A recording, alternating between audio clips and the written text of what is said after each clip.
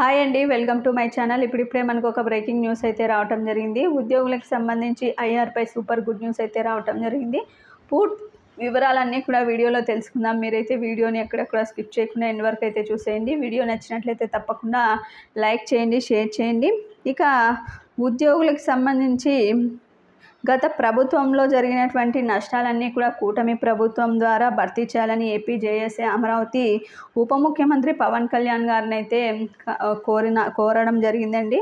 ఉప ముఖ్యమంత్రి పవన్ కళ్యాణ్కి సంబంధించి చైర్మన్ బొప్పరాజు గారు, పరిస్థితి దామోదరరావు తదుపరి అందరూ కూడా మంగళవారం అయితే ఆయన క్యాంపు కార్యాలయంలో అయితే కలిసి పవన్ కళ్యాణ్ గారిని వినతి పత్రం కూడా అందజేశారు. ఇక ఎన్డీఏ కూటమి ఎన్నికల్లో ఇచ్చిన హామీ మేరకు వెంటనే ఐఆర్ ప్రకటించాలని కోరారు. ఇక 11వ పీఆర్సీ ద్వారా జరిగిన నష్టాన్ని 12వ పీఆర్సీలో భర్తీ చేయాలని కోరారు.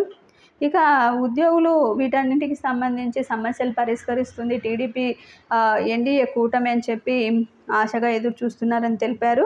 2018 నుంచి చెల్లించాల్సిన డిఏ బకాయిలు చెల్లించాలని కోరారు. ప్రతి నెల కూడా 1వ తారీఖునే జీతాలు, పెన్షన్లకు పెన్షన్లు చెల్లించేలా చూడాలని, కాంట్రాక్ట్ ఉద్యోగులను క్రమబద్ధీకరించాలని, అయితే ఎన్డీఏ మేనిఫెస్టోలో చేర్చిన హామీలన్నీ కూడా నెరవేర్చాలని, అవుట్సోర్సింగ్ ఉద్యోగులకు కూడా వారి కుటుంబ సభ్యులకి సంక్షేమ పథకాలు అందించాలని చెప్పడం అయితే జరిగింది. ఇవన్నీ కూడా తక్షణమే కల్పించాలని అయితే కోరారండి.